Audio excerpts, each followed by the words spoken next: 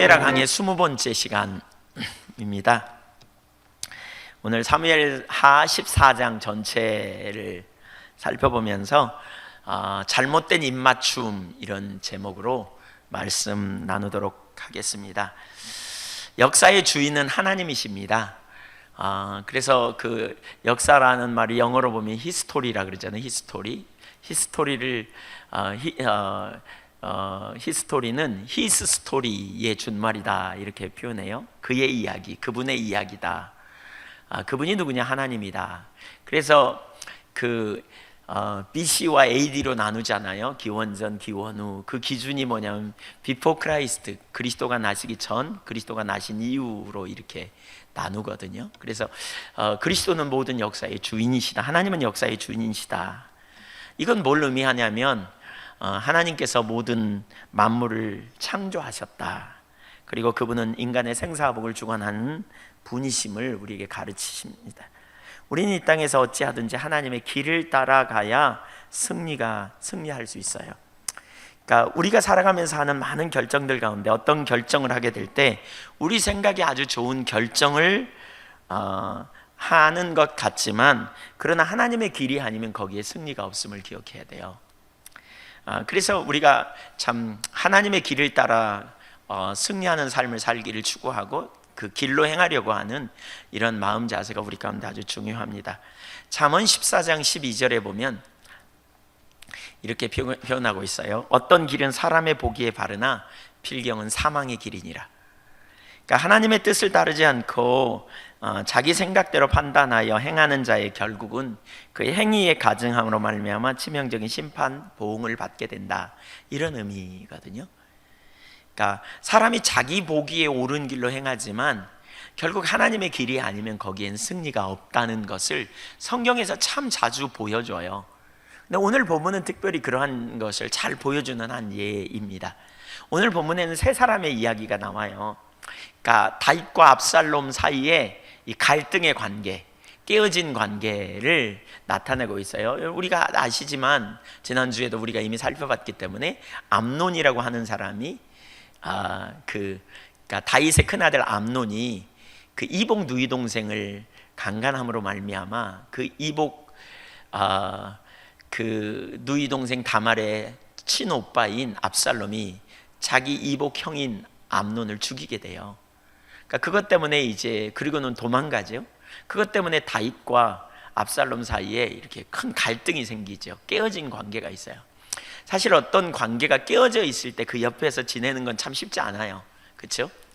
우리 아이들을, 또 청년들을 이렇게 내적 치유하다 보면 제가 가끔 그 내적 치유하면서 그렇게 적어보라 그러거든요. 당신의 인생에서 가장 추웠던 시간이 언제입니까? 당신의 인생에 가장 따뜻했던 시간이 언제입니까? 이렇게 5가지씩 적어보라 그러면 대부분의 사람들이 단란했던 가정, 이걸 참 많이 얘기해요. 그래서 우리 중고등학생들이나 청년들하고 얘기하다 보면 부부싸움 한 것을 그렇게 아이들은 많이 상처를 받더라고요. 깨어진 관계 사이에 있는 것은 참 쉽지 않죠. 깨어진 관계를 가지고 서로 갈등하는 사이에 이렇게 머무는 건 참 쉽지 않은 것 같아요. 이렇게 평화를 이루고 참 좋은 관계를 유지하며 사는 걸 보면 참 좋은데 막 서로 아웅다웅 다투기도 하고 막 이런 관계. 그러니까 다윗과 압살롬의 그 관계가 막 서로 뒤틀리고 막 이런 관계에 요압이라고 하는 다윗의 그 군대 장관 요압이, 오늘날로 말하면 국방부 장관쯤 되는 그 요압이 말이죠. 그걸 보면서 너무 불편해. 그래서 요압이 중재를 시도해요. 근데 문제는 뭐냐면 그 중재가 올바르지 않은 중재가 돼요. 그래서 다윗도 잘못된 결정을 하고 압살롬도 잘못된 결정을 하고 요압도 잘못된 결정을 하는, 그 세 사람이 각각 잘못된 길을 따라요. 하나님의 길이 아닌 자기 길을 따름으로 많은 문제를 가져오게 됩니다. 그래서 오늘 본문을 통해서 이 세 사람의 이야기들을 우리가 살펴보면서 어떻게 가는 것이 올바른 것인가, 이런 문제를 우리가 이렇게 살펴보면서 하나님의 길을 따르는 게 무엇인지 생각해보는 그런 시간이 되기를 원합니다. 첫째, 요압의 인본주의적인 중재. 그러니까 다윗과 압살롬이 결국 이렇게 입맞추거든요. 오늘 그 본문 우리가 아까 읽었던 33절에 입맞췄다, 그 말은 유대인들에게는 뭐죠? 서로를 받아들임을 의미하죠. 용서하고 받아들임. 입맞춤이라는 것은 남녀간의 이성의 입맞춤이 아닙니다. 그러니까 받아들임, 그 말은 화해했다 뭐 이런 의미인데, 그게 진정한 화해인가? 아니에요. 요압이 그 화해를 시도하려고 이끌어갔는데 결국 요압의 시도는 인본주의적인 시도였던 거예요. 그러니까 오늘 본문이 그러니까 14장 1절부터 3절까지 읽어보겠습니다. 같이 한번 읽죠. 수르야의 아들 요압이 왕의 마음이 압살롬에게로 향하는 줄 알고 드고하에 사람을 보내 거기서 지혜로운 여인 하나를 데려다가 그에게 이르되, 청하건대 너는 상주가 된 것처럼 상복을 입고 기름을 바르지 말고 죽은 사람을 위하여 오래 슬퍼하는 여인같이 하고 왕께 들어가서 그에게 이러이러하게 말하라고 요압이 그의 입에 할 말을 넣어주니라. 압살롬이 자기 형 암논을 죽이고 그술로 도망가고 3년이란 세월이 지났어요. 다윗이 자기 맏아들 암논의 죽음에 대해서 하나님의 관점으로 지난주에 우리가 봤죠. 하나님의 관점으로 보면서 어떻게 해요? 위로를 받았다. 그 말은 인간의 생사복은 하나님 손에 있고 하나님께 그 주도권을 넘겨드릴 때 그의 마음이 훨씬 더 정리됐어요. 그러자 그 형을 죽인 압살롬에 대한 미움이 사라지면서 그를 향한 이렇게 애틋한 마음이 생겼다. 우리가 13장 후반부에서 이미 봤어요. 그런 애틋한 마음을 가지고 있는 다윗의 마음을 요압이 알았습니다. 그래서 그 요압으로 하여금 요압이 다윗과 압살롬의 관계를 다시 회복해 하려는 요량으로 드고하의 사람을 보내가지고 지혜로운 여인 한 사람을 불러요. 그리고는 그에게 꾀를 내서 상복을 입고 그리고 이제 오랫동안 정말 그 슬픔의 자리에 있었던 것처럼 행하고 가서 다윗에게 뭔가를 말하도록, 다윗을 설득시키도록 이렇게 일을 맡깁니다. 요압은 충성스러운 신하였습니다, 다윗에게. 그러나 그는 충성스러운 다윗의 신하였지만 그는 하나님의 길이 무엇인지를 모르는, 세속적인 방법에 아주 익숙했던, 인간적인 방법에 익숙했던 그런 사람이에요. 사울이 다윗을 쫓아다닐 때 사울이 다윗을 죽이겠다고 쫓아다니다가 다윗이 속에 숨어있는 동굴에 이렇게 와가지고 용변을 볼 때 그를 옆에서 충동질했던 신하 중에 한 사람이 요압이라고요. 죽이라고. 그러니까 여러 차례 인간적인 충성을 맺었지만 하나님의 길을 따라서 다윗을 권면하는, 다윗에게 말할 수 있는 그런 사람은 아니었던 것 같아요. 우리아의 아내 밧세바를 범하고 우리아를 죽이라고 말할 때도 슬그머니 그냥 다윗의 말에 따라 우리아를 죽이는 그런 사람이었던 것. 그래서 하나님의 방법을 따라가지 않기 때문에 문제를 가져오게 된 거죠. 그 여인은 4절 이하에서부터 11절까지 쭉 나오는 내용을 요약하면 그 여인은 자신의 딱한 처지가 있다고 호소하러 갑니다. 자기에게 두 아들이 있는데 한 아들이 다른 아들을 죽였다는 거예요. 그랬더니 사람들이 살인한 자는 돌로 죽이라고 그랬다, 율법에 의해서. 그래서 저를 죽여야 된다 이렇게 말하면서 나머지 아들도 죽이려고 한다고 이렇게 말해요. 그러면서 나 아들 하나가밖에 안 남았는데, 하나 죽은 것도 억울한데 하나밖에 안 남은 아들을 죽여버리면 나는 어떻게 살겠느냐 이러면서 막 애통해하면서 호소를 해요. 그랬더니 다윗이 그 말을 듣고 그 아들을 내가 절대로 죽이지 못하게 하겠다, 누가 죽이려고 말하면 나에게 얘기해라. 그러면서 혹시 그래도 죽이면 어떻게 하냐고 그랬더니 내가 절대로 죽이지 못하게 하겠다 그러면서 맹세까지 하면서 그 아들을 못 죽이게 하려고 합니다. 다윗이 이걸 눈치채지 못했죠. 이 여인이 하는 말은 결국 그거 아니에요? 다윗에 있는 두 아들 암논과 압살롬 이야기죠. 압살롬이 암논을 죽였어요. 그러니까 압살롬을 내쳤잖아요. 그러니까 압살롬을 내친 게 아니라 지가 스스로 도망간 거죠, 죽일까 봐. 그런데 이제 돌아오게 하지 않는 것을 돌아오게 하려고 이런 꾀를 쓰면서 말하는 거죠. 그랬더니 이 말을 들으면서 다윗이 그렇게 하겠다 그랬더니 이 여인이 뭐라 그러냐면, 근데 내가 한 가지 할 말이 있습니다. 그러면서 왜 왕은 당신의 아들을 그렇게 내버려 둡니까? 이렇게 말해요. 그러니까 너 그거 어디서 난 거냐? 너 어떻게 그렇게 했냐? 요압이 보냈냐? 그랬더니 요압이 보냈습니다 이렇게 말하는 거죠. 요압이 그 일을 보냈다는 거예요. 19절에 보면 그런 표현이 나와요. 거기 14장 19절에 보면 이렇게 말해요. 그러니까 상반절에 보면 왕이 이르되 이 모든 일에 요압이 너와 함께 하였느냐 하니 여인이 대답하되 이르되 내 주의 주 왕의 살아계심을 두고 맹세하옵나니 내 주 왕의 말씀을 좌로나 우로나 옮길 자가 없으리이다. 왕의 종 요압이 내게 명령하였고 그가 이 모든 말을 왕의 여종의 입에 넣어 주었사오니 20절 이는 왕의 종 요압이 이 일의 형편을 바꾸려 하여 이렇게 함이니이다. 뭐 하려고요? 바꿔보려고. 이 형편을 바꿔보려고. 요압의 입장에서는 어떻게든지 다윗과 압살롬이 이렇게 화합하는 그 일을 하게 만들려고 이 일을 시도했다는 거예요. 그가 만약에 이 일을 시도하기 전에 기도하면서 했다면 참 좋았을 텐데 어느 구절에도 사실 그런 모습이 안 나타나 있어요.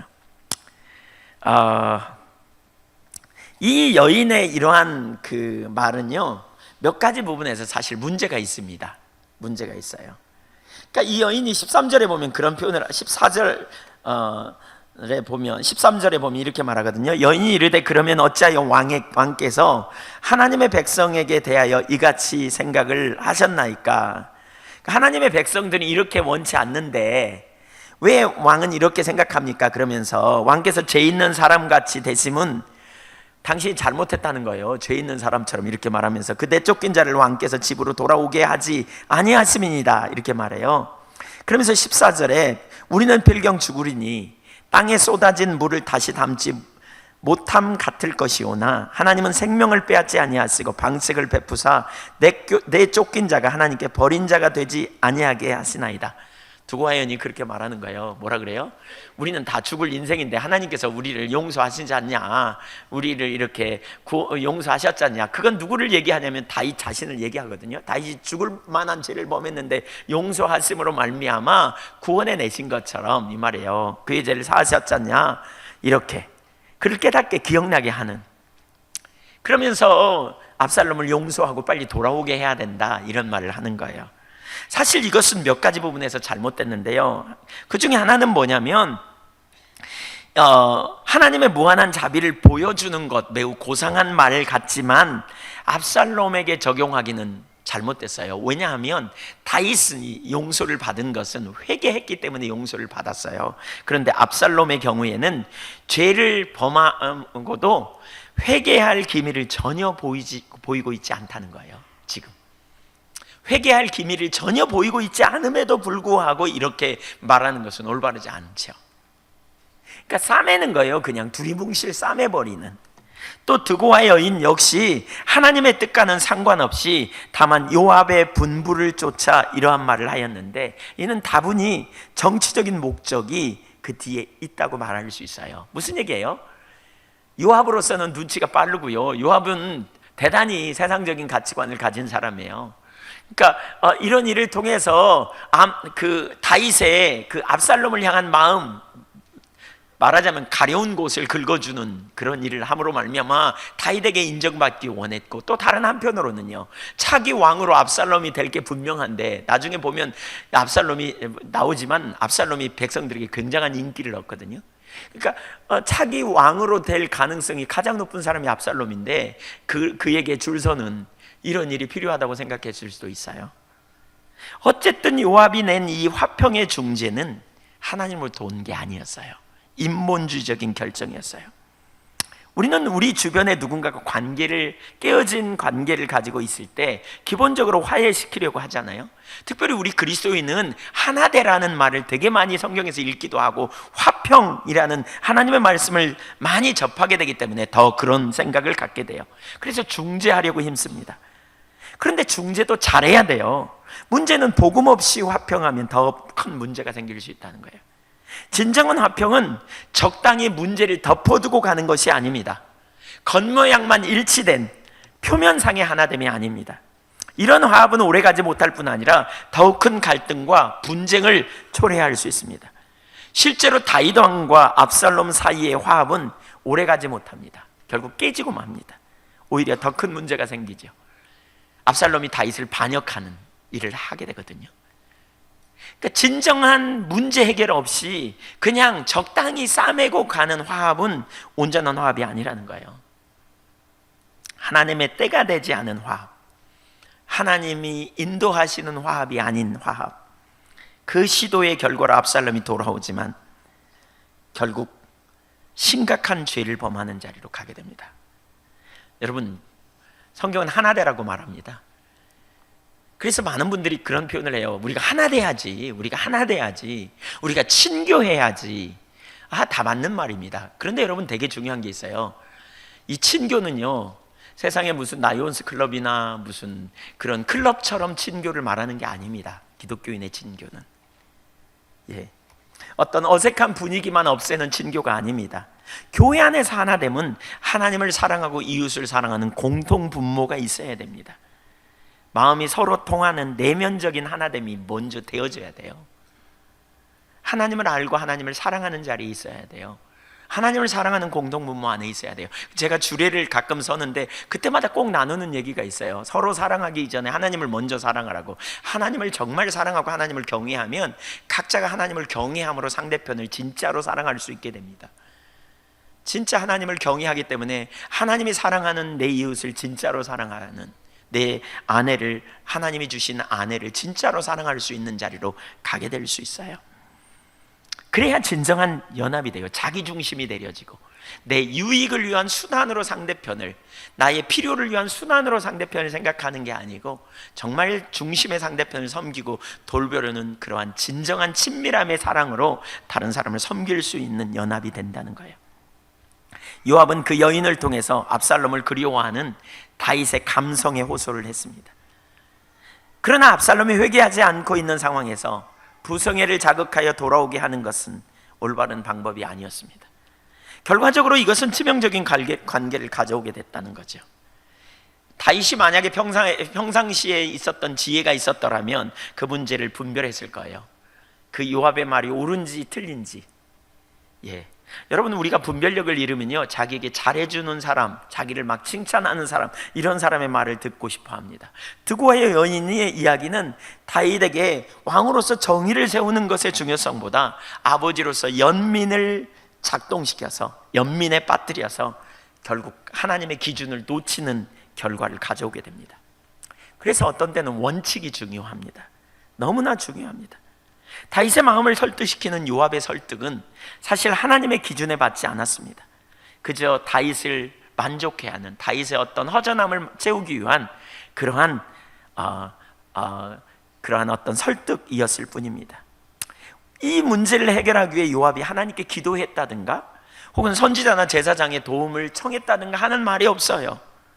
이런 요압의 방법은 잘못될 수밖에 없게 된 거죠. 결국 문제가 해결되는 게 아니라 더 큰 문제로, 봉합되지 않은 채로 터뜨려지는 결과를 가져와요. 뒤에 보면 더 나오지만, 이전에 다윗이 잘못했을 때 나단 선지자가 다윗을 찾아갔잖아요.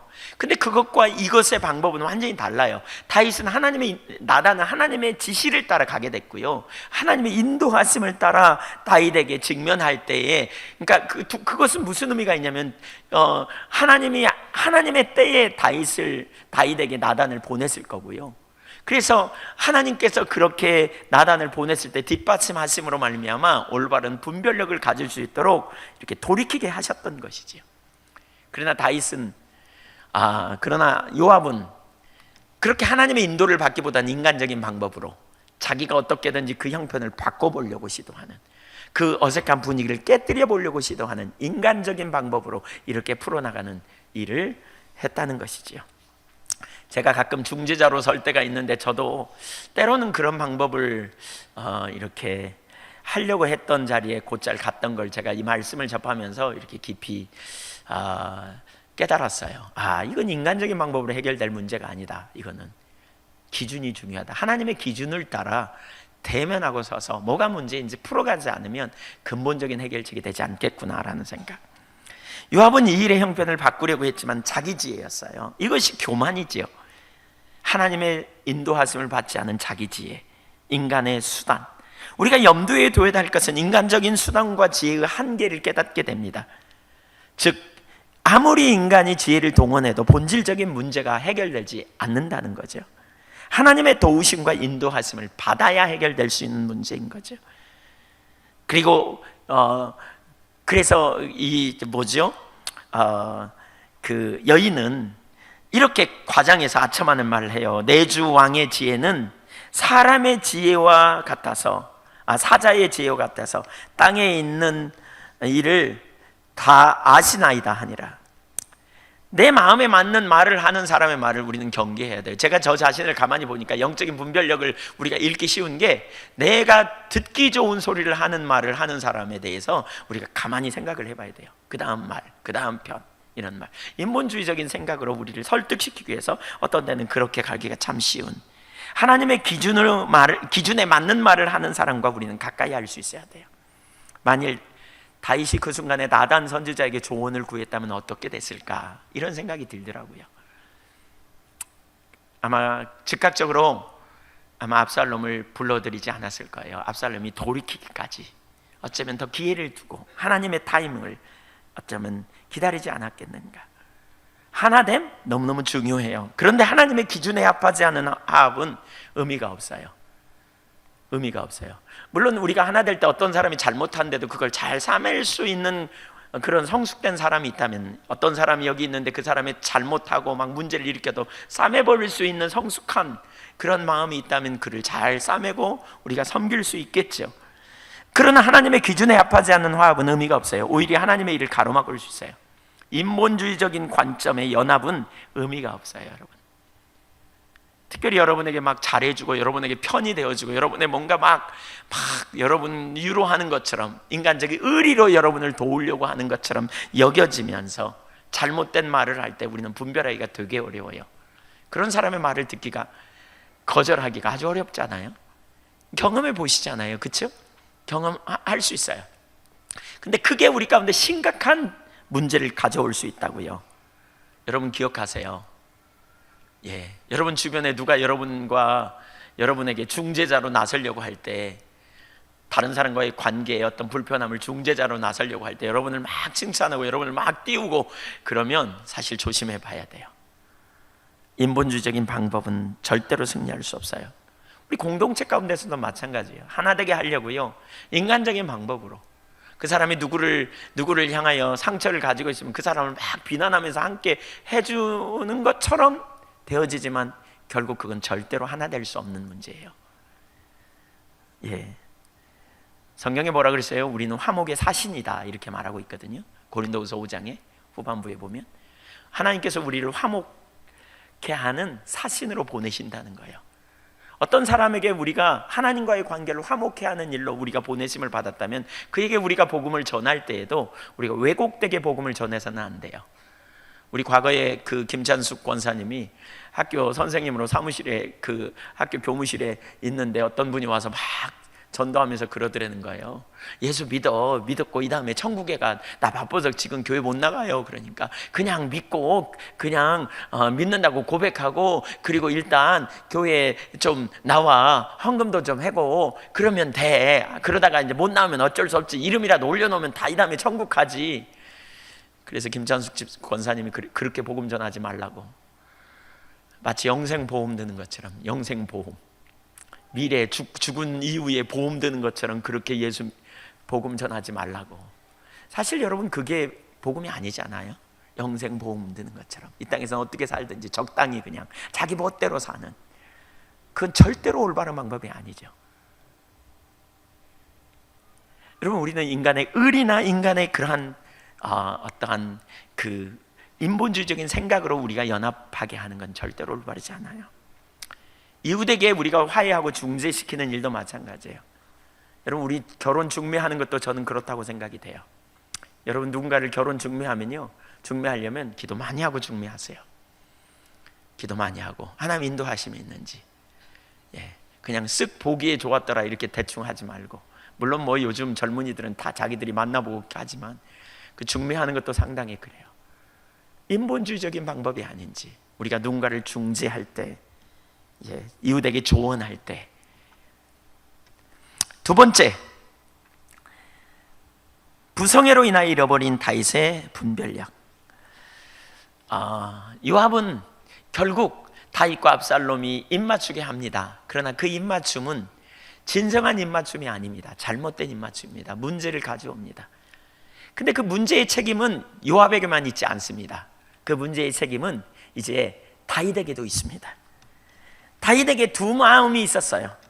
한편으로는 하나님의 율법을 지켜야 될 왕으로서, 하나님 나라를 이 땅에 실현시켜야 될 왕으로서 하나님의 공의를 드러내야 하는 의무를 가지고 있었어요. 따라서 그는 암논을 살해한 압살롬을 하나님의 율법에 따라 다스려야 했던 것이지요. 그러나 또 다른 한편으로는 아버지로서 혈육의 정을 떨쳐버릴 수가 없었습니다. 사실 다윗은 이 땅에서 하나님 나라를 실현하는 어떤 그 왕으로서 두 가지를 같이 행했어야 돼요. 하나님의 공의와 하나님의 사랑을 보여주는, 하나님의 공의와 하나님의 자비를 드러내는 그런 역할을 감당해야 했다고 그랬죠. 근데 이런 그 두 가지를 가져야 됐는데 그 두 마음 사이에서 다윗은 갈등을 겪게 되는 거죠. 하나님과의 관계가 깨지면서 그 우리아의 아내 밧세바를 범하고 난 뒤 죄를 범하면서 다윗은 심각한 문제를 가져오기 시작합니다. 분별력을 잃어버립니다. 그래서 공의를 행해야 된다는 의무감과 또 그 자녀를 향한 어떤 부성애 때문에 마음이 흔들리기 시작합니다. 어정쩡한 태도를 취하기 시작합니다. 그는 일찍이 암논의 저지른 죄악에 대해서도 그래서 관용했고, 그것이 결국 압살롬의 살인에까지 이어지게 되는 결국 심각한 문제를 저지르게 됩니다. 우리는 사무엘 상하를 보면서 계속해서 나오는 그 사람들의 이야기 속에서 뭘 볼 수 있냐면 자녀들의 문제를, 자녀들을 잘 다루지 못해서 일어난 문제를 볼 수 있어요. 한 사람은 엘리고요, 또 한 사람은 사울의 문제예요. 동일하게 문제로 실패하고 있음을 볼 수 있어요. 사무엘상 2장에 보면 엘리는 그 아들의 불량한 행동을 말리지 못함으로 버림받게 되는 모습을 보게 되는데, 2장 29절을 보겠습니다. 너희는 어찌하여 내가 내 처소에서 명령한 내 재물과 예물을 밟으며 네 아들들을 나보다 더 중히 여겨. 네 아들들 나보다 어떻게 여겨? 더 중히 여겼다. 내 백성 이스라엘이 드리는 가장 좋은 것으로 너희들을 살찌게 하느냐. 그러므로 이스라엘의 하나님 나 여호와가 말하노라. 내가 전에 내 집과 내 조상의 집이 내 앞에 영원히 행하리라 하였으나 이제 나 여호와가 말하노니 결단코 그렇게 하지 아니하리라. 나를 존중히 여기는 자를 내가 존중히 여기고 나를 멸시하는 자를 내가 경멸하리라. 29절에 보면 그런 거 있죠. 하나님께서 엘리 제사장을 세워서 영원히 제사장 노릇하게 하려고 했어요. 제사장에게 중요한 게 뭐예요? 제사 아니에요? 예배, 오늘날로 말하면. 근데 그 예배를 존중히 여기고 온전한 예배로 드리기를 원했어요. 근데 이 엘리 제사장의 아들들이 말이죠, 이 제사에는 관심이 없고 제밥에만 관심이 있는 거예요. 그래가지고 그 제사 때 드리는 그 제물, 그 고기를 막 드리고, 그러면 그 제사 드리고 나면 그게 제사장 몫인데 그걸 미리 그냥 그 고기를 뚝 잘라다가, 생고기를 잘라다가 먼저 먹는 거예요. 그러니까 제사 드리는 사람이 그거 나중에 줄 건데 왜 미리 뛰어가냐고, 제사를 드리고 가야지. 그러니까 뭐라 그래요? 아니다, 우리는 생고기가 맛있다, 생고기 구워 먹는 게 맛있다. 그래갖고 제사 드리기 전에 막 뛰어가고 이러는 거예요. 이런 모습을 보고 엘리 제사장이 말리지 않았다는 거예요. 말리긴 했는데 강력하게 그걸 제재하지 않았다는 거예요. 그 이유가 뭐냐? 네가 나보다 네 아들들을 더 중히 여겨서 그랬다. 그러면서 2장 30절에 뭐라 그러냐? 나는 나를 존중히 여기는 자를 존중히 여기고, 바꿔 말하면 하나님을 중히 여기는 자를 중히 여긴다는 거예요. 근데 하나님보다 누구를 더 중히 여겨요? 자식을 더 중히 여겼다는 거예요. 그래서 하나님의 길을 따라 하나님을 경외하는 삶으로 자녀를 세워야 되는데, 어떤 그 사랑이라는 왜곡된 사랑으로 그 자녀를 그냥 사랑하는 마음에 그냥 자녀가 좀 잘못해도 찔끔 눈 감아주고, 그냥 실수해도 그냥 그러려니 하고 그러지 마 그러면서 또 잘못해도 그냥 용납하고 말이요, 이렇게 그냥 넘겨버렸다는 거예요. 자녀가 진정으로 승리하는 길, 생명의 길은 뭐냐? 하나님을 경외하는 삶인데, 하나님의 길을 따라가야 승리가 있는데, 그 하나님의 길을 무시하고 멸시하고 슬금슬금 잘못해도 그냥 내버려 둔 거예요. 적당히 타협하면서, 적당히 타협해가면서. 그 아이에게 가장 중요한 문제가 뭔지, 여러분, 이거는 오늘날 엘리 제사장의 문제만 아니라고 저는 생각합니다. 엘리 제사장의 문제만이 아닙니다. 이것은 오늘 우리들의 문제입니다. 우리가 정말 신앙생활하면서 여러분이 믿음의 확신을 갖고 있다면, 정말 여러분이 하나님 사랑한다면, 하나님 살아계셨고 하나님 능력의 하나님이며 하나님만이 우리의 유일한 참된 소망이고 역사의 주관자이며 생사화복을 주관하시는 분임을 진짜 믿는다면, 우리 아이들의 진정한 행복을 위해서 우리가 뭘 우선순위로 둬야 될지 생각해 봐야 합니다. 이것은 아주 중요한 문제입니다. 우리는 믿는 대로 행하게 돼 있어요. 정말 내가 내 자녀들을 사랑하는 것이 어떤 길인지, 뭐가 가장 완전한 길인지, 내 자녀들에게 최선의 길이 뭔지, 내 자녀들이 가장 앞날에 온전하게 되어야 될 게 무엇인지를 우리는 생각해 봐야 합니다. 자녀들이 어렸을 때부터 믿음 안에 있도록 양육해야 합니다. 믿음 안에 세워지도록 양육해야 합니다. 하나님을 경험하게 하도록 도와줘야 합니다. 제가 최근에 이런 생각이 들었어요. 내년에는 더 그런 부분을 좀 구체적으로 해야 되겠다 싶은데, 어려서부터 우리 유치부 때부터 하나님을 경험할 수 있도록 도와줘야 되겠다, 이런 생각이요. 기도 제목을 가지고 기도하게 해서 기도 응답을 경험하도록 도와줘야 되겠다, 이런. 우리 여기 지금 와 있는지 모르겠는데 우리 소병진 성도님 딸 하영이가 유치부 다니면서 계속 헌금 봉투에다가 헌금해가지고 이렇게 쓰는 거예요. 동생 주세요, 동생. 동생 주세요, 동생. 엄마 아빠는 별로 기대 안 하는데 동생 주세요, 동생 이렇게 별로 생각 안 하는데 결국 동생 생겼잖아요. 그래서 그 동생이 와서 지난 몇 주 전에 여기 우리 기도했잖아요. 이 아이는 얼마나 하나님이 진짜 기도 응답하시는 분을 알았을까.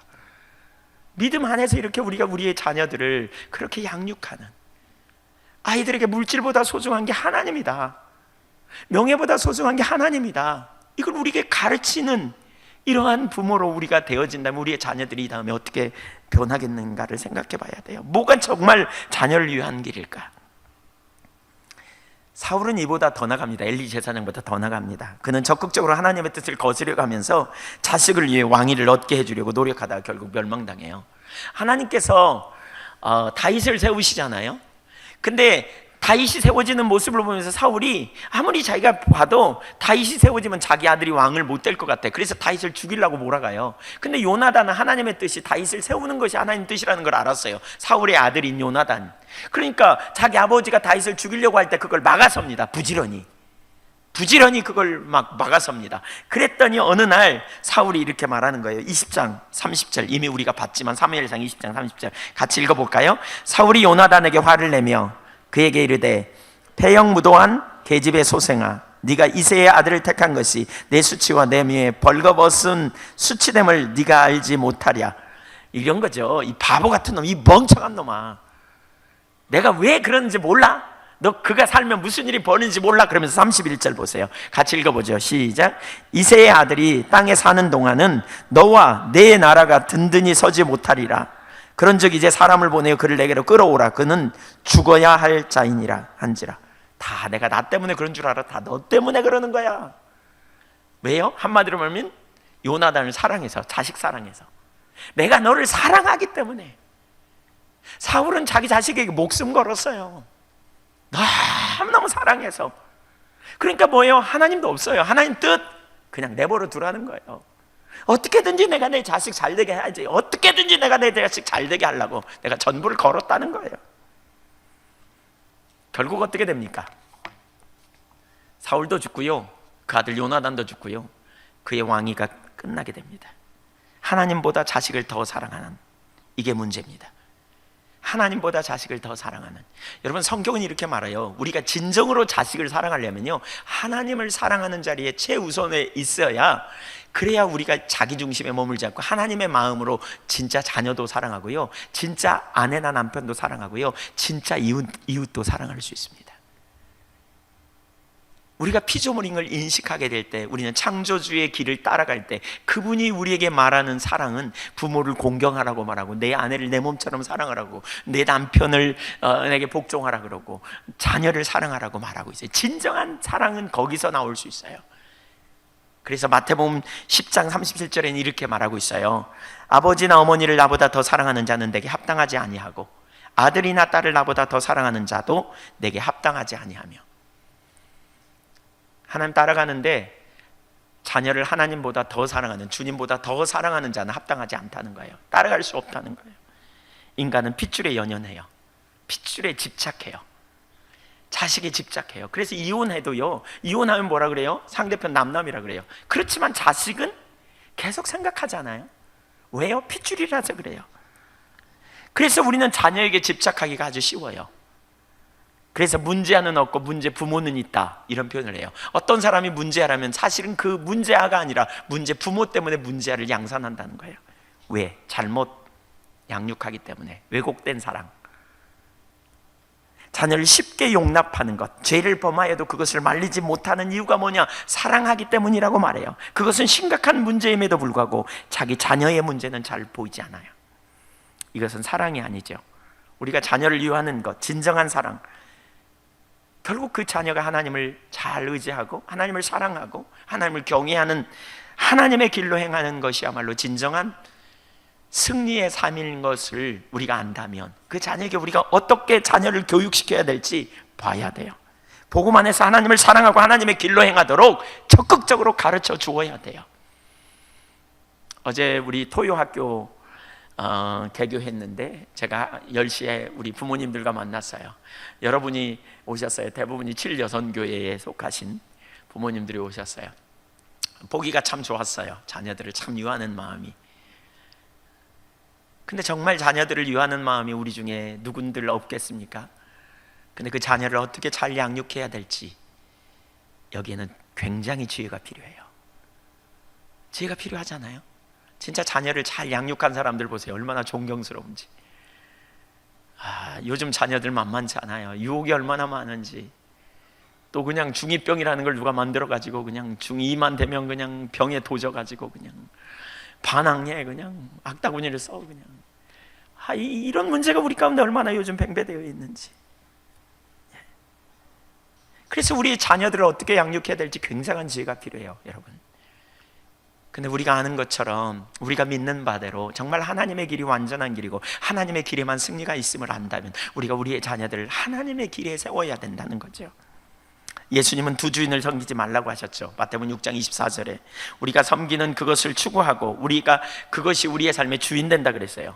내가 하나님을 섬기면 하나님을 추구하게 돼 있어요. 진짜 하나님을 섬기면, 나누어지지 않는 한 마음으로 하나님을 사랑한다면 우리가 하나님을 알기를 구하고 하나님과 함께 있기를 구하고, 그렇게 될 때 우리는 하나님이 우리의 주인이 돼요. 무슨 얘기예요? 인생을 살면서 하나님의 길을 따라가게 돼 있어요. 그런데 우리가 다른 것을 섬기면요, 다른 것을 추구하고 다른 것이 우리의 힘이 되고 다른 것이 우리의 주인이 돼요. 내가 예를 들면 돈이 내 인생의 최고의 만족이고 최고의 가치다, 그러면 우리는 돈이 우리 인생의 최고의 만족이고 기쁨이기 때문에 그걸 추구해요. 그러면서 돈이 좀 생길만 하면 힘이 나고, 돈이 안 생길 것 같으면 죽을 것 같고 낙심되고, 돈에 의해서 행복과 불행이 결정되는 거예요. 이런 사람은요 반드시 돈이 주인 됩니다. 돈의 법칙을 따라 삽니다. 이 땅에서 돈이 벌려진다면 그냥 거기에 적당히 타협하면서, 하나님 우리에게 그때 무슨 말씀을 주셔도 주님 잠잠히 계세요, 돈이 생기는 일인데 지금 가만히 좀 계세요, 이러고 그냥 눈 한번 감아주세요. 그리고 찔끔 감고 가버립니다. 하나님과 재물. 근데 여기에요 하나님과 자녀가 있을 수도 있어요. 자녀를 대할 때 우리가 하나님의 기준을 따라 대하지 않으면 결국 왜곡될 수 있어요. 여러분, 진정한 지혜는요 주님이 지혜가 되세요. 우리가 주님을 사랑할 때 주님을 우리 인생의 최고의 가치로 여기고 주님을 추구하고 주님이 우리의 힘이 되며, 우리가 주님을 의지하는 가운데 주님의 법칙으로 우리가 살 수 있는 힘이 되고, 그때 우리가 우리의 자녀들을 어떻게 대할지 영적인 분별력이 주어진다는 거예요. 그때.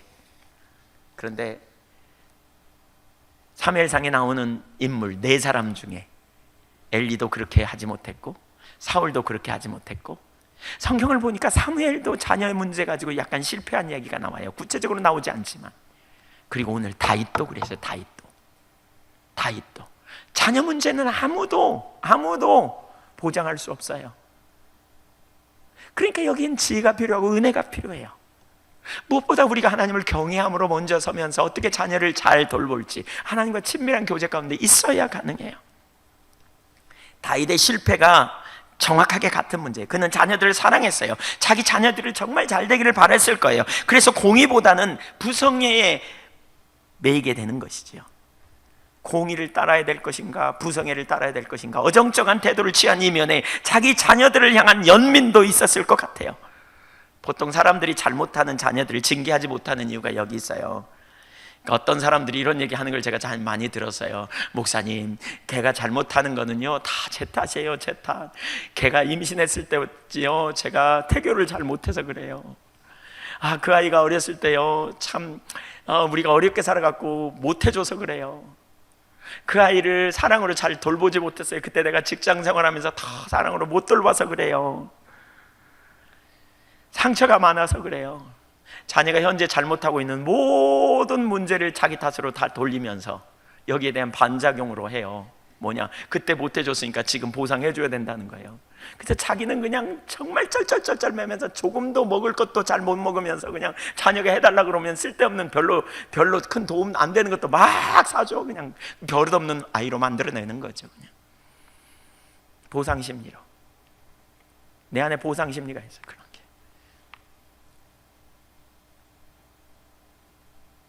예, 좀 웃는 분들이 덜어 있으시군요. 그러면 아시나 봐요.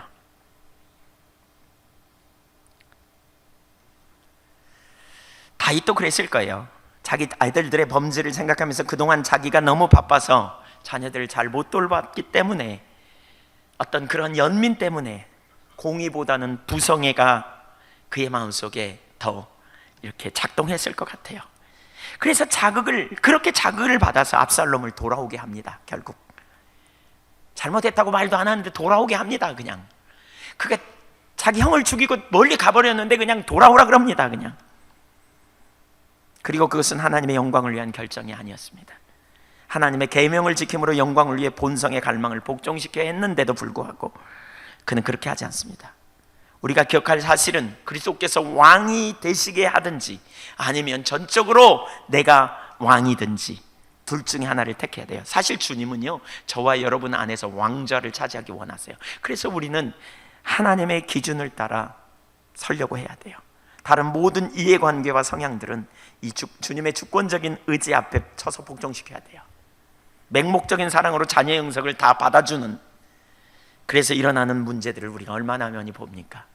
적당히 사랑한다는 것 때문에 타협해주는, 적당히 용납해주는, 그냥 아무렇지도 않다는 듯이 그냥 내주는, 이런 것 때문에 우리 가운데 일어나는 문제가 얼마나 많이 있습니까?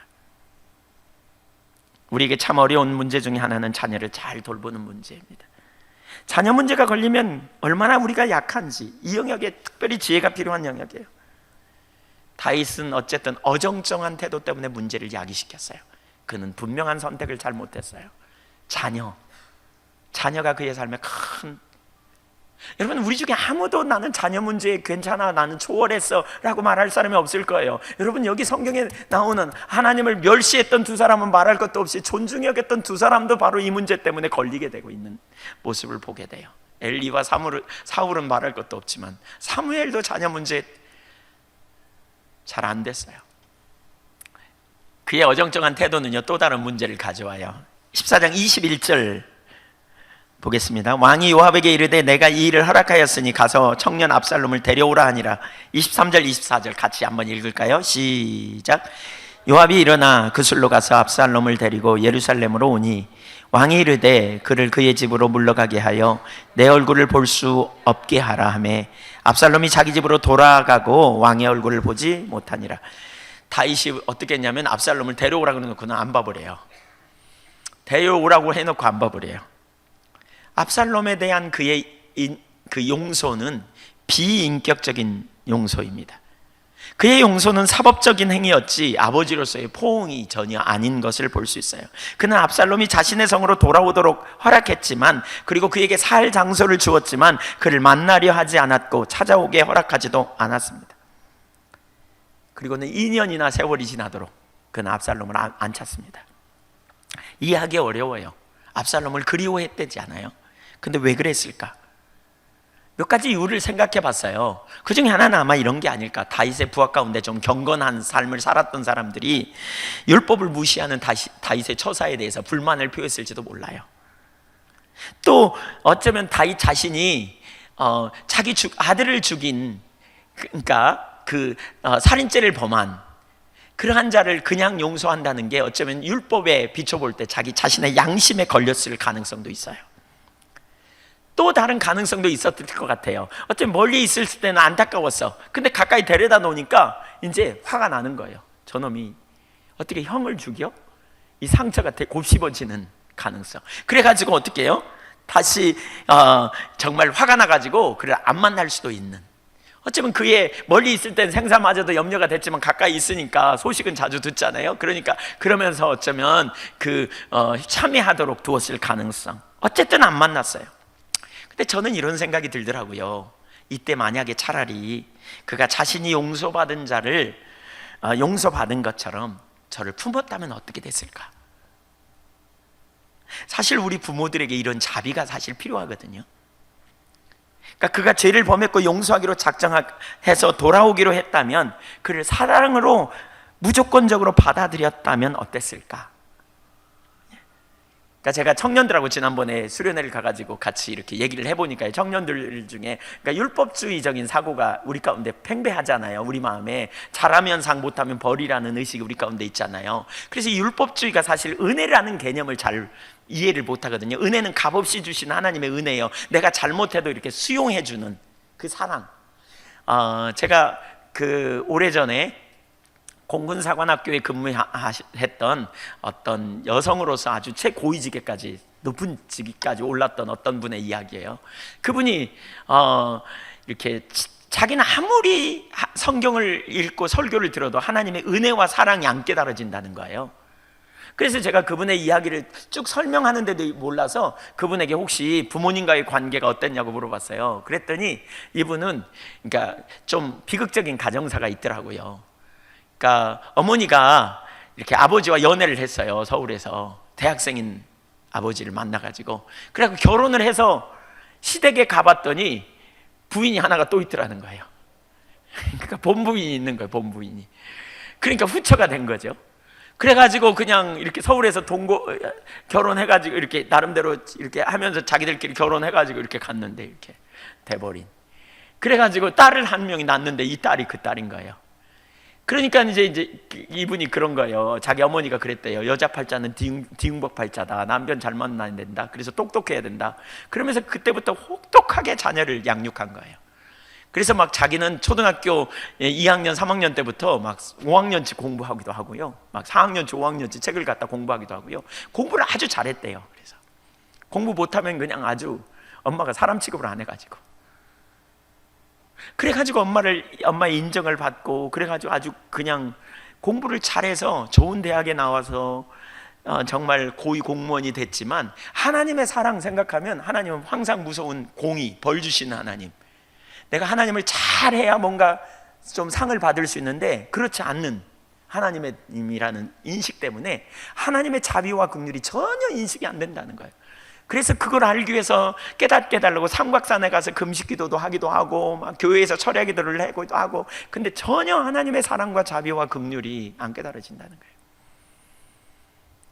우리 청년들과의 관계에서도 제가 나누다 보니까 부모님이 어떤 분인가가 이게 현재 내가 하나님에 대한 그런 이미지가 결정돼요. 두 가지를 같이 보여야 돼요. 뭐예요? 공의를 가르쳐야 돼요. 하나님은 공의. 그러니까 부모님은 공의를 가르쳐야 돼요. 잘하면 칭찬해주고 잘못하면 잘못한 것을 지적해서 돌이키도록 해주는 이 역할을 해줘야 돼요. 또 다른 한 가지는 뭐예요? 그럼에도 불구하고 어떤 때는요 감당할 수 없는 잘못을 범했거나 심각한 잘못을 범해서 이제 난 두드러 맞아 죽을 것 같다 이런 생각이 일 때 무조건적으로 품어주는 그 사랑과 자비도 필요하잖아요. 우리가 그걸 알게 되면 어떻게 해요?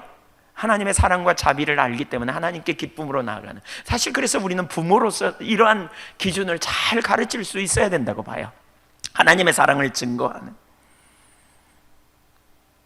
다윗은 그렇게 하지 못했던 것 같아요.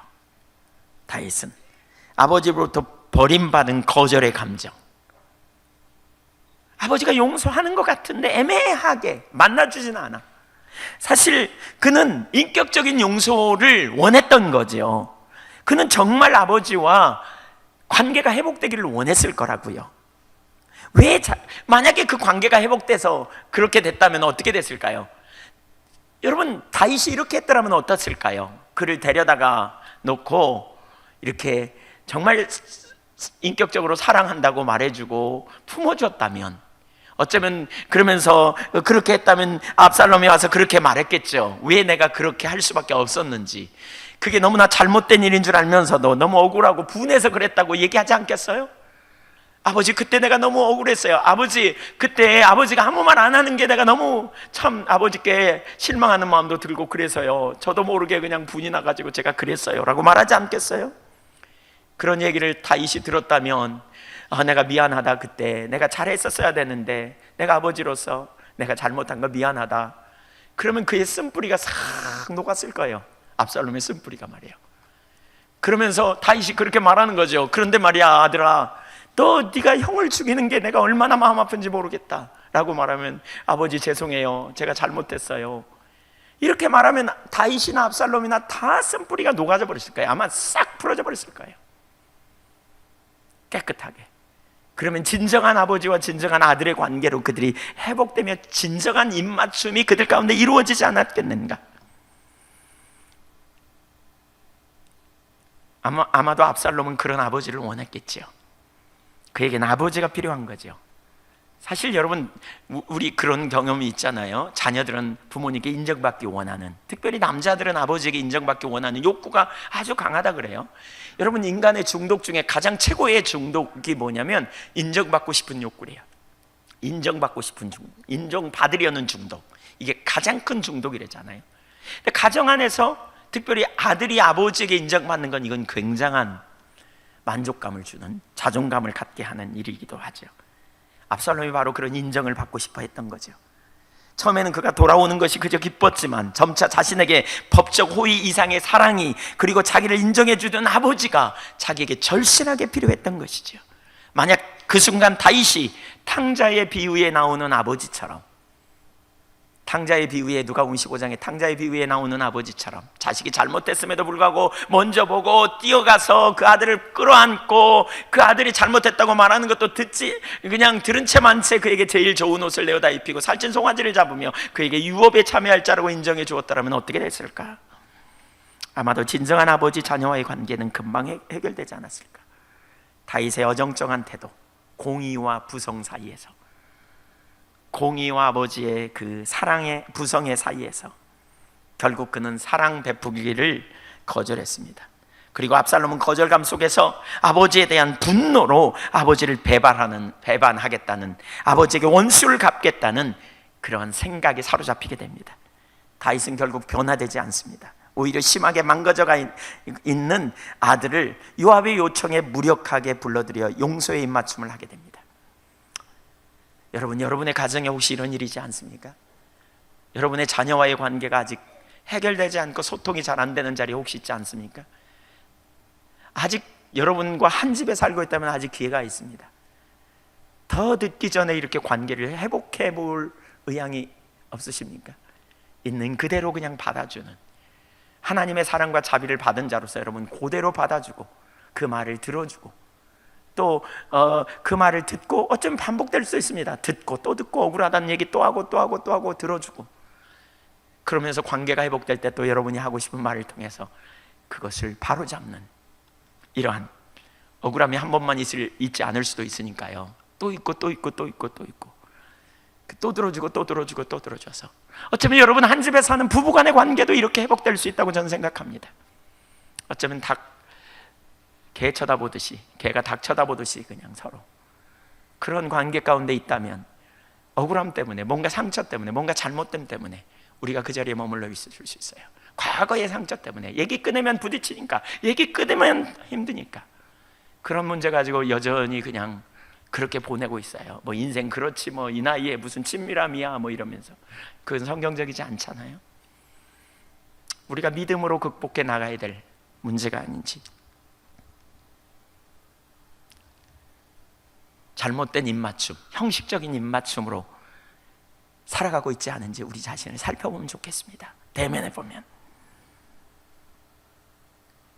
오늘 보면 33절에 보니까 요압이 왕께 나아가서 그에게 아람의 왕이 압살롬을 부르니 그가 왕께 나아가 그 앞에서 얼굴을 땅에 대어 그에게 절하매 왕이 압살롬과 입을 맞추니라. 마지못해서 망가져가고 있는 아들을 요압이 망가져가고 있다고 말하는 그 아들의 요압의 요청에 맞지 못해서 그는 아들에게 사랑을 표현합니다. 사실 그의 마음속에는 엄청난 아들을 향한 사랑이 있었습니다.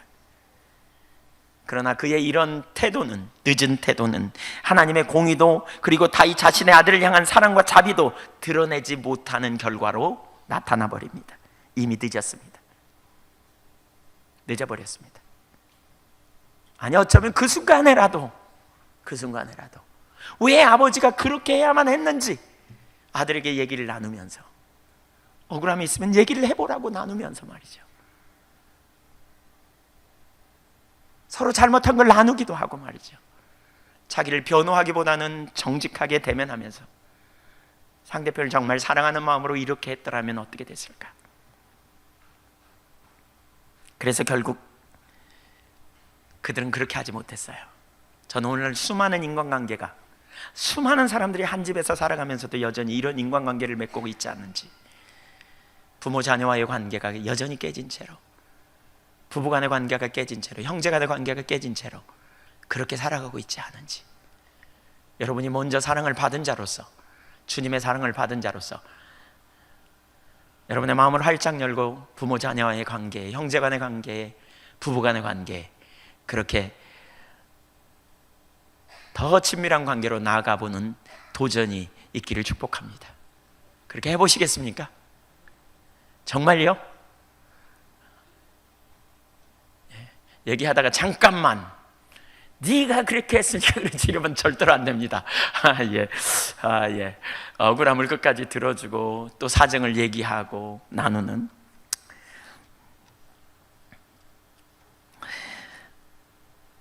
우리가 맺는 관계에서 그리스도인으로서 하나님의 기준을 가지고 대할 때 우리가 어떻게 서로 사랑으로 대할 수 있을까? 사실 그래서 우리에게는 지혜가 정말 많이 필요합니다. 특별히 좋은 부모가 되기 위해서. 여러분, 좋은 부모가 되기 위해서 주님 앞에 크게 입술을 열어 주님 앞에 은혜로 구할 수 있기를 축복합니다. 좋은 부모가 아니라고 생각하는 분 손 들어 보실래요? 난 좋은 부모가 되기는 참 어려운 것 같다, 이런 분 없으셔서 다행입니다. 주님은 아시지만, 그러나 염려 마십시오. 주님께 지혜를 구하십시오. 주님의 은혜를 구하십시오. 다시 시작하기로 선택하십시오. 주님이 우리에게 크신 은혜로 인도해 주실 거예요. 아멘. 옆에 사람한테 한번 잘해봅시다 이렇게 한번 하십시오. 특별히 부부간에 앉았으면 잘해봅시다. 크게 하세요. 잘해봅시다. 너나 잘하세요 또 이렇게 하시지 말고 서로 잘하는 우리 그 소통의 관계, 회복의 관계,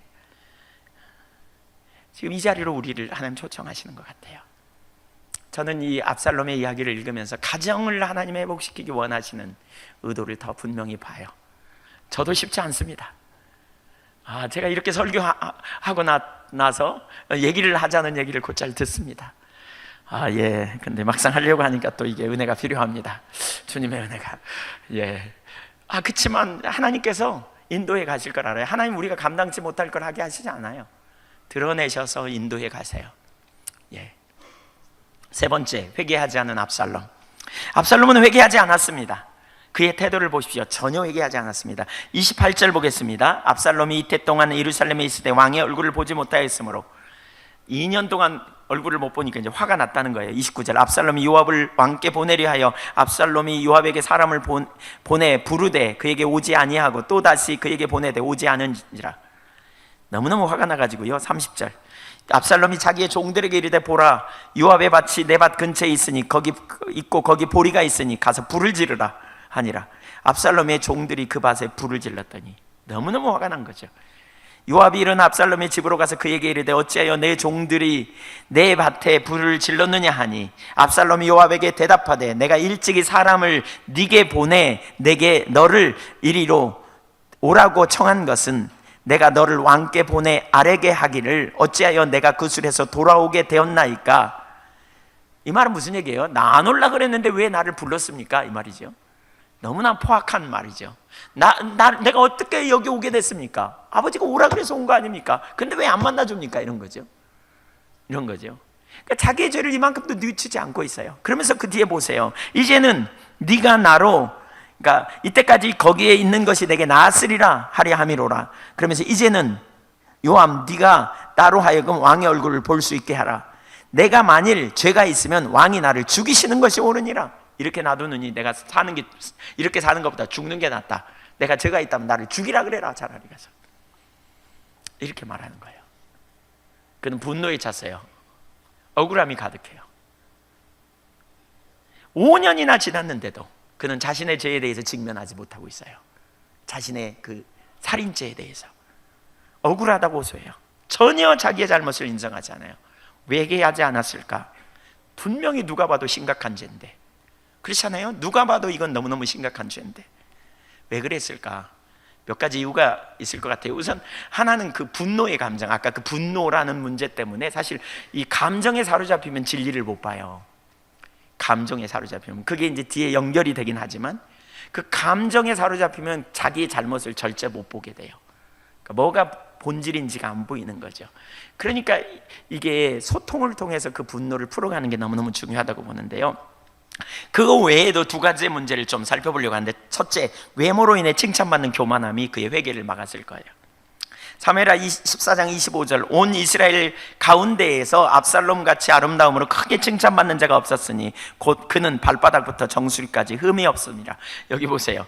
압살롬은 갑자기 이야기가 나와요, 이 본문에. 그러니까 갑자기 이야기가 껴요. 그는 너무 아름다웠대요. 그래서 크게 칭찬받는 자가, 압살롬 같이 칭찬받는 자가 없었대요. 그러니까 사람들이 다 압살롬을 좋아했어. 칭찬했어. 너무 이쁘다, 너무 멋있다.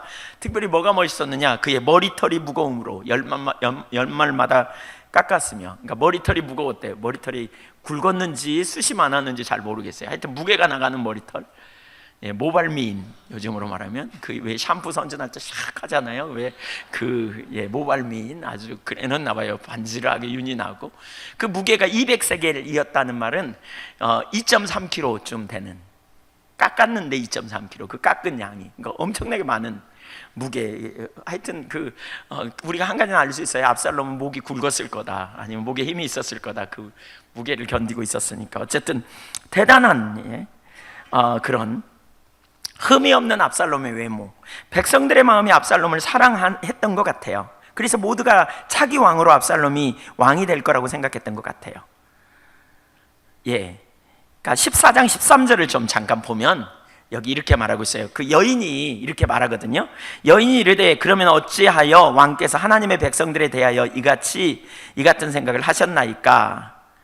이 말씀을 하심으로 왕께서 죄 있는 사람같이 되심은 내쫓긴 자 압살롬을 왕께서 집으로 돌아오게 하지 아니하심이니이다. 근데 그 앞부분에 어찌하여 왕께서 하나님의 백성에 대하여 이 같은 생각을 하셨나이까? 이거를 약간 번역상에 좀 문제가 있어요. 그러니까 이 말은 이런 의미예요. 하나님의 백성은 이스라엘 백성을 가르치고, 이 같은 생각이라는 말은 애국에 도피한 압살롬을 용서하지 않는 다윗 왕의 처사를 말해요. 그러면서 여기 대하여라는 말은 히브리어로 알이라는 말인데, 긍정적인 의미가 아니라 부정적인 의미의 의미로 이렇게 해석해야 돼요. 그래서 다른 대부분의 번역은 이게 부정적인 의미로 해석해 있어요. 그래서 이 말의 의미는 이런 거예요. 왜 왕이시여, 왜 이스라엘 백성들의 의견을 거스려서 압살롬을 용납하지 않습니까? 풀어 말하면 이런 거예요. 이스라엘 백성들이 압살롬을 다 좋아하고 압살롬을 왕의 후계자로 인정하고 그의 귀환만을 기다리는데 왜 유독 왕께서는 압살롬의 죄를 용납하지 아니하십니까? 이렇게 말해요. 이 내용을 보면 뭐냐? 그 당시에 사람들이 압살롬을 다 좋아했어요. 그러니까 왜요?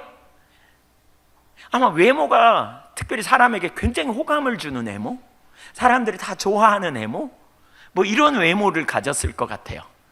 예.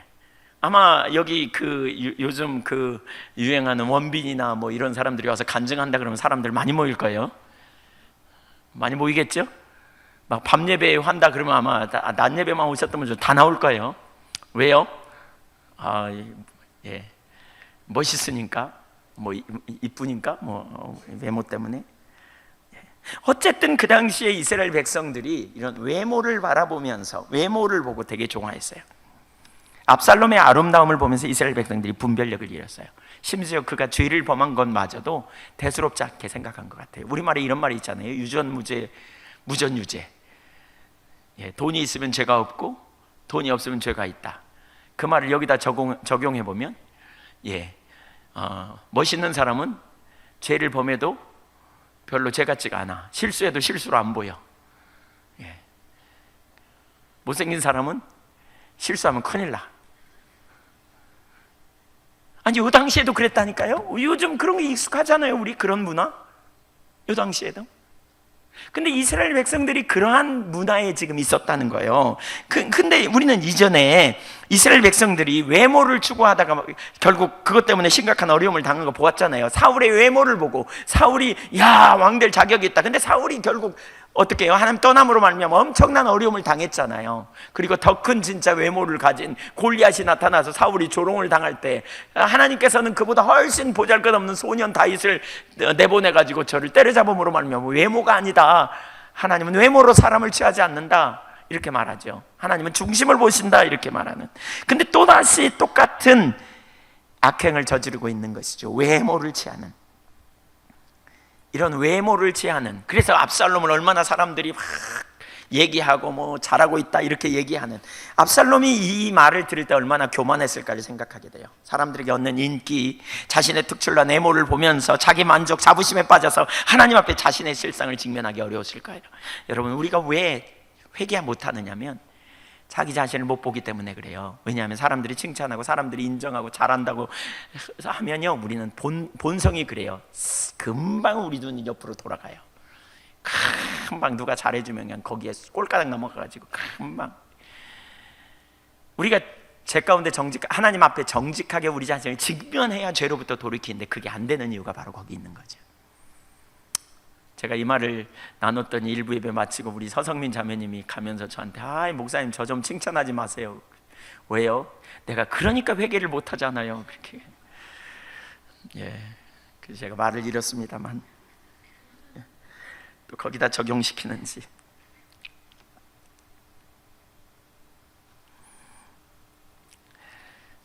자기를 보거나 사람들의 긍정적 평가는 우리 자신의 실상을 보기가 어려워요. 여러분, 그러나 우리는 사람들의 평가로 하나님 앞에 서는 게 아니죠. 하나님은 우리의 중심을 아세요. 사람들은 외면을 보고 칭찬할 수 있어요. 그런데 그게 자부심이 되고 그게 자기는 잘하고 있다는 생각을 갖는다면 그게 올무가 돼요. 주님 앞에 나아가는데 방해가 돼요. 우리는 육신을 보는데 대단히 익숙해요. 자기 관점으로 내가 남보다 나으면 낫다고 생각하는. 그러나 우리가 하나님의 기준을 나눴죠. 하나님은 절대적인 그분의 기준으로 우리 자신을 바라본다고요. 그분의 기준으로 우리를 봐요. 그래서 우리는 그분의 말씀 앞에 정직하게 직면해야 돼요. 하나님 앞에서 in the presence of God, 하나님의 임재 앞에서, 코람데오라 그러죠. 그분 앞에서 그분 의식으로 살아가는. 사람들이 내게 뭐라고 말할지라도 외모로 보는 것 그만둬야 돼요. 사람들을 소유로, 명예로, 흠모할 만한 것들을 보는 것 그만둬야 돼요. 하나님 앞에서 우리 모두가 죄인이고 은혜가 필요한 인생임을 깨달아야 돼요. 자랑할 만한 거리가 있다면 그것은 은혜로 주어진 것임을, 은혜로 주어졌다는 것을 기억할 필요가 있어요. 압살롬은 머리털이 부러움의 대상이었을 것이고 그것을 자부심으로 여겼을 것 같아요. 그런데요, 여러분, 그가 자랑할 만한 거리였던 그 머리털 때문에 결국 그가 죽음을 맞게 되는 거 아세요? 뒤에 나오지만 그가 도망가다가요, 쫓겨서 도망가다가 말을 타고 가는데 이 머리채가 그냥 나무에 감겨가지고 말은 가버리고 그가 대롱대롱 매달려가지고요, 적군이 와서 그를 결국 죽게 되죠. 요압의 군대에 의해서 그는 죽게 돼요. 장점이었고 자랑거리였지만 그게 결국 죽음을 가져오는, 하나님께서 주신 축복을 육체의 자랑거리로 삼으면 안 돼요. 겸손함으로 서야 돼요. 그게 장점이기도 하지만 약점이 될 수도 있음을 기억해야 돼요. 내 장점을 보면서 잘난 체해서는 안 돼요.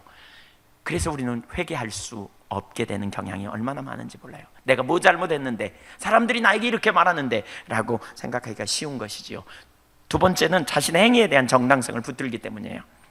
아까 42절 읽었잖아요. 거기 있는 것이 내게 나았으리라. 이 말은 뭐예요? 내가 이렇게 살 바에야 부자지간에 정을 끊어버리고 구슬에 있는 게 더 나아, 이렇게 반항심을 가지고 있죠. 그러면서 만일 내게 죄가 있다면, 만일 죄가 있다면 내가 죽는 게 낫다. 이 말은 자기는 죄 없다는 거예요.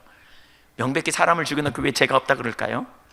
보통 사람들이 죄를 짓고도요 회개하지 않는 이유가 거기 같아요. 상대적인 의식을 가져요. 저 사람이 나보다 더 큰 죄를 지었어. 두 사람이 똑같이 만나서 무슨 일을 하다가 어떤 부분에서 부딪혔어요. 문제가 있어요. 근데 자꾸 상대편 탓만 해요. 자기를 못 보고요. 근데 여러분, 회개는요 자기부터 봐야 돼요. 자기부터 보여야 돼요. 자기를 안 보고 상대편 탓을 해요. 우리 속에는 기억할 아주 중요한 한 가지 사실이 있어요. 여러분, 회개와 관련해서 우리 안에는 자기를 변호하려는 본능이 있어요. 변호사가 있다고요. 유능한 변호사가 하나씩 내 안에. 어떻게 해요? 나의 옛 자아를 보호하려고, 변호하려고. 모든 죄에는 다 핑계가 있습니다. 모든 죄에는 다 핑계가 있어요. 핑계 없는 무덤 없다 그랬잖아요. 다 이유가 있어요. 누구 때문에 그래, 누가 그래서 그래, 뭐 어쩔 수 없어서, 나만 그런 게 아니야. 너 왜 선악과 따먹었어? 그랬더니 당신 주는 저 여자 때문이라 그러잖아요. 하와에게 너 왜 따먹었어? 그랬더니 뱀이 나에게 주어서 따먹으라 그래서. 다 이유를 대요. 그래서 변호하는데 얼마나 익숙한지 몰라요. 죄를 짓고 회개하지 못하는 이유가 여기 있어요. 많은 경우에 그래요. 다른 사람의 모습을 보아요. 그러면서 자기 잘못은 슬그머니 넘겨버려요. 자기보다 더 큰 죄가 있다는 거예요. 그들에 비하면 자기 죄는 아무것도 아니라고 합리화하거나, 아니면 자기가 지은 죄는 저 사람이 나에게 잘못했기 때문에 내가 죄를 지은 거라고, 그들의 죄를 응징해야 하기 때문에 죄를 지었다고, 이렇게 합리화하는 자리로 돌아가는 경우가 우리 가운데 얼마나 많은지 몰라요. 자꾸 합리화해요. 그래서 자신은 죄가 없다고, 어쩔 수 없었다고 이렇게 합리화하며 돌아가 버립니다. 우리 자신의 모습을 하나님 앞에 직면해야 돼요. 어떤 상황에서든지 거기 반응해야 돼요. 하나님 앞에 정직하게 직면할 때 우리가 하나님 앞에서 긍휼과 자비로 죄를 용서받을 뿐만 아니라 우리가 새롭게 되는 역사를 경험하게 돼요.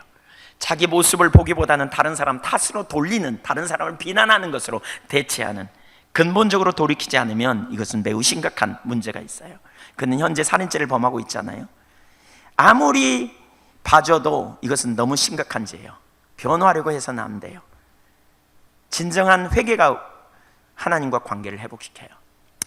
근데 여기서 중요한 한 가지를 더 다루려고 해요. 아주 중요한 문제예요.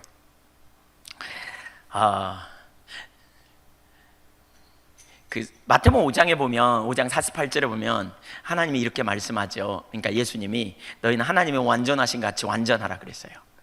예수님이 우리를 향해 가지고 계시는 목표는 우리가 하나님 완전처럼 완전해지기를 원하는 거예요. 완전해지기를. 그렇죠?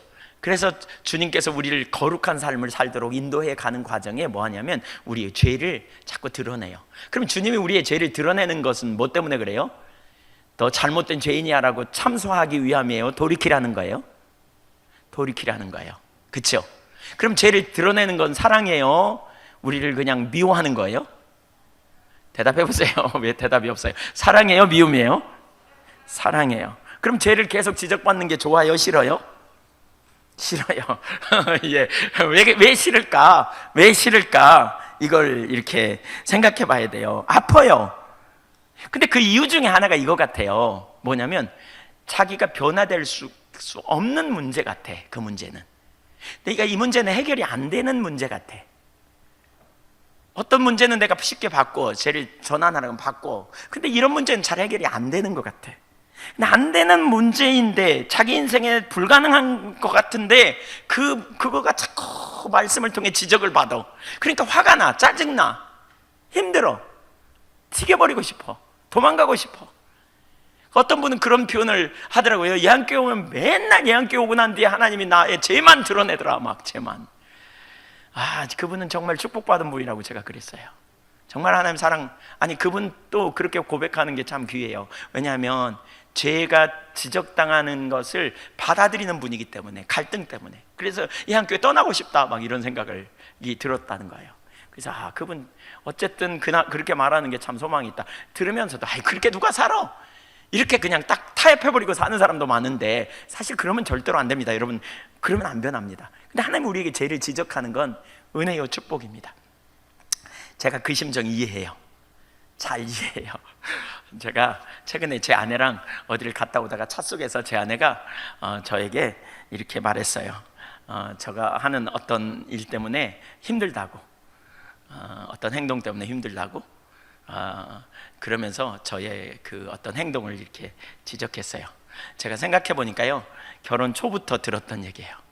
이렇게 좀 변화됐다가 또 잘못되면 또 얘기하고, 또 좀 바뀐 것 같다가 또 안 되면 또 얘기되고, 또 얘기되고, 또 얘기되고. 제 아내가 힘들었을 것 같아, 제가 보니까, 저 때문에. 근데 그 얘기를 해요. 그러면서 제가 이렇게 운전대를 잡는데 손이 부르르 떨렸어요. 그 말을 듣는데 이렇게 왜 떨렸는지는 잘 모르겠지만 하여튼 떨렸어요. 그랬더니 제 아내가 제 어깨에다 이렇게 손을 대면서 내가 당신을 정죄하는 게 아니고 내가 좋은 마음으로 하는 거라고. 근데 제가 그때 이렇게 말했어요. 손 치워주세요. 그리고 침묵하기 시작했어요. 그때부터 1시간도 넘게 침묵하면서 말을 한마디도 안 하고 침묵하면서 입을 굳게 다문 채 그리고 돌아오기 시작했어요.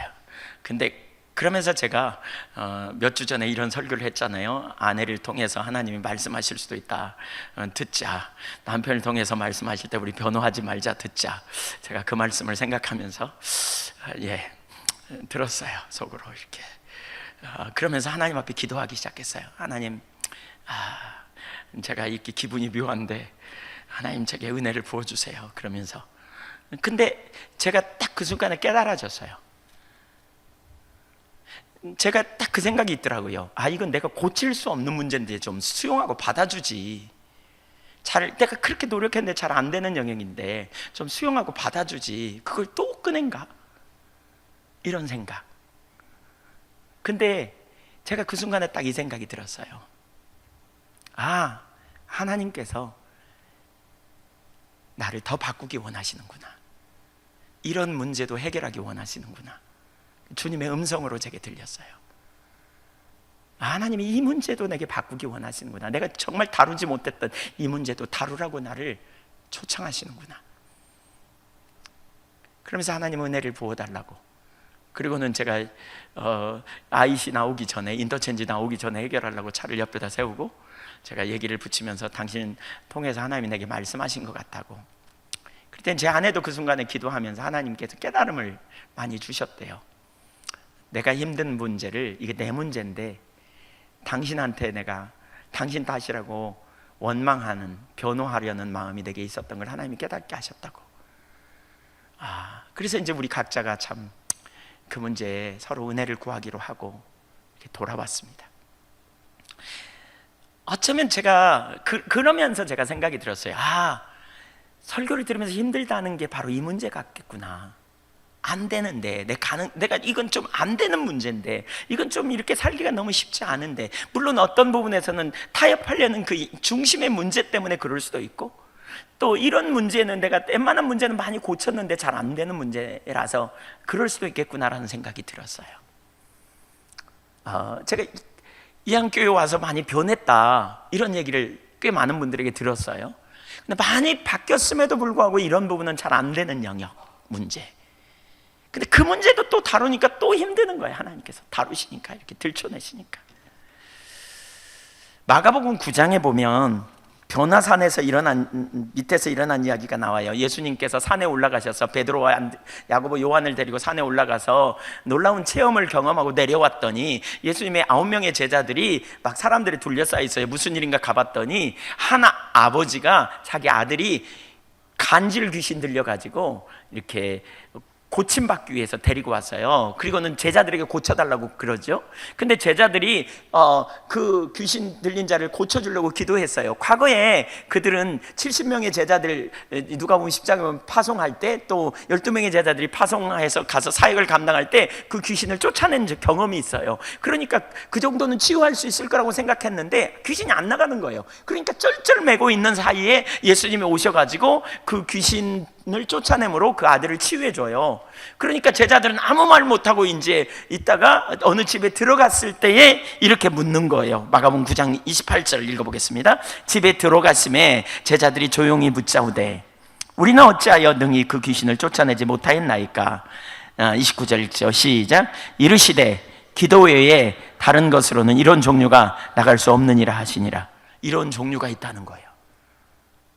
너희가 12명의 제자들과 70명의 제자들 이렇게 둘씩 나갈 때 종류가 있고, 그때 너희가 쉽게 쫓아냈던 종류가 있고, 쉽게 해결할 수 있었던 종류가 있고, 지금 간질 귀신 들린 이 아이에게 임한 그 귀신은 종류가 상당히 상당히 좀 능력이 있는 귀신이라서 쉽게 나가지 않는 이런 종류의 문제가 있다, 이렇게 말하는 거예요. 여러분, 우리 인생에도 동일한 문제가 있어요. 어떤 문제는 내가 쉽게 해결할 수 있는 종류가 있어요. 그건 지금까지 어쩌면 주신 은혜로 여러분의 삶에 놀라운 변화도 일어났을 거고, 개인적인 삶의 어떤 전환도 일어났을 거라고 봐요. 그럼에도 불구하고 하나님께서는 우리를 완전의 자리로 세우기 원하세요. 우리를 더 성숙된 거룩한 삶으로 우리를 빚어가기 원하시므로, 우리에게 계속해서 하나님께서 때때로 말씀을 통해 우리 자신의 상태를 드러내고 우리의 죄를 깨닫게 하고 우리를 거룩함의 삶으로 인도하시고, 또 가정 안에서 부부를 통해, 아내를 통해, 남편을 통해 우리의 상태를 드러내시기도 하고, 자녀를 통해 우리의 상태를 드러내기도 하시는 하나님의 그러한 의도가 무엇인지를 우리는 봐야 돼요. 사실 하나님은 말씀만 해놓고 우리를 고쳐주실 의향이 없으신 분이 아니세요. 그분은 우리에게 말씀하시면 바꿔주실 의향이 있으시다고 저는 확신해요. 그분이 우리를 드러내신다면 우리를 전환시키시려고 우리를 초청하시는 거지, 너 죽어봐라 이러고 말씀하시는 분이 아니라고 저는 믿어요. 여러분도 믿으세요? 하나님의 의도예요. 그게 하나님 우리를 변화시키실 능력이 있어요. 그런데 우리는 이런 종류의 문제는 그동안 타치를 안 한 거예요. 이런 종류의 문제는 그냥 뒷짐지고 있는, 사실 그래서 주님이 우리에게 뭘 초청하느냐, 이런 종류는 기도 외에는 불가능하다는 거예요. 이런 종류는 기도 외에는 불가능하다는 거예요. 여러분, 이런 종류가 있으세요? 여러분 삶에 이런 종류가 있으시냐고요? 저에게도 있어요, 이런 종류가. 어쩌면 여러분의 개인의 삶에 변화되지 않는 거룩으로, 성숙으로 우리를 이끄시고자 하는 하나님의 의도 가운데 서게 될 때, 이런 종류, 내가 오랫동안 내줬던 악한 습관들, 내가 오랫동안 살아왔던 내 악한 습관들, 도저히 고칠 가능성이 없어 보이는, 너무나 오랫동안 내주어서 거기에 익숙했던 악한 습관들, 그것이 나를 사로잡고 있는 그러한 문제들, 내 고집들, 내 자존심의 문제, 시기질투 경쟁심의 문제, 미움과 분열의 문제, 내 오랫동안 내주었던 내 성품이라고, 이것은 내 성품이니까 건들지 말라고 말하는 그 본성적인 문제, 세상 사랑의 문제, 음란함의 문제, 습관적인 죄의 문제, 오랫동안 묵었던 문제, 이런 종류, 지금까지 받은 은혜로 해결 안 됐던 문제들, 그런 문제는 기도 외에는 안 된다는 거예요. 그 말은 뭐예요? 기도하면 된다는 말이에요. 기도하면 된다는 말이에요. 그분의 은혜가 임하면 된다는 말이에요. 기도하라는 말이에요. 찾으라는 말이에요. 하나님께서 고쳐주시겠다는 거예요. 하나님께서 우리를 바꿔주시겠다는 거예요. 이런 문제를 하나님께서 변화시키시겠다는 거예요. 여러분의 가정 안에 오랜 해결할 수 없는 이런 종류의 문제가 있을 거예요. 자녀 문제, 아이고 내가 내 자녀만 생각하고, 아이고 나는 내 남편에 대해서 포기해서, 아이고 내 아내의 문제, 내 삶의 현장의 문제. 난 포기하고 살아요. 주님 포기하고 살라고 말하지 않아요. 이런 종류의 문제 대면하라는 거예요. 대면하라는 거예요. 기도 외에는 그런 종류를 해결할 수 없다는 거예요. 기도하라고요. 찾으라고요. 여러분, 이제 우리가 그런 문제를 가지고 주님 앞에 씨름해야 될 때가 되었다고 봐요. 여러분 가정 안에 있는 문제를 가지고, 여러분 개인의 삶에 있는 문제를 가지고 안 된다고 말하는 거 그만하시자고요. 내게 능력 주신 자 안에서 내가 할 수 있다. 하나님은 나를 아신다. 하나님은 이런 종류의 문제를 내가 가지고 있다는 걸 아신다. 그래서 주님은 기도 외에는 이런 이유가 해결될 수 없다고 말합니다. 너희가 기도하고 찾으면 응답하시겠다. 주님께서 두드리라 찾으라 열릴 것이다. 너희가 악할지라도 자식에게 좋은 것을 줄 줄 알거든. 하물며 구하는 자에게 너희 천부께서 성령을 주시지 않겠느냐, 좋은 것을 주시지 않겠느냐, 응답하시지 않겠느냐 라고 말씀하십니다. 우리의 성화를 주님은 기뻐하십니다. 우리의 가정의 난관을 주님께서는 깨트려 가실 것입니다. 묶여있는 그런 종류의 문제, 어떤 그 불신의 문제, 어떤 그 억압의 문제, 어떤 그 난제, 하나님은 능력이십니다. 우리가 눈을 들어 그 주님을 이 아침에 바라볼 수 있기를 소원합니다. 그 주님을 찾기로 선택하십시다. 결단하십시다. 믿음으로 작정하십시다. 주님, 내가 이 문제를 놓지 않겠습니다. 하나님, 이 문제를 내가 가지고 안 돼요 라고 말하지 않겠습니다. 내게 능력 주시는 주님 안에서 살 수 있음을 내가 신뢰하고 가겠습니다. 그렇게 고백하며 나감으로 영적인 돌파를 경험하는 저와 여러분이 되기를 간절히 소원합니다. 기도하겠습니다.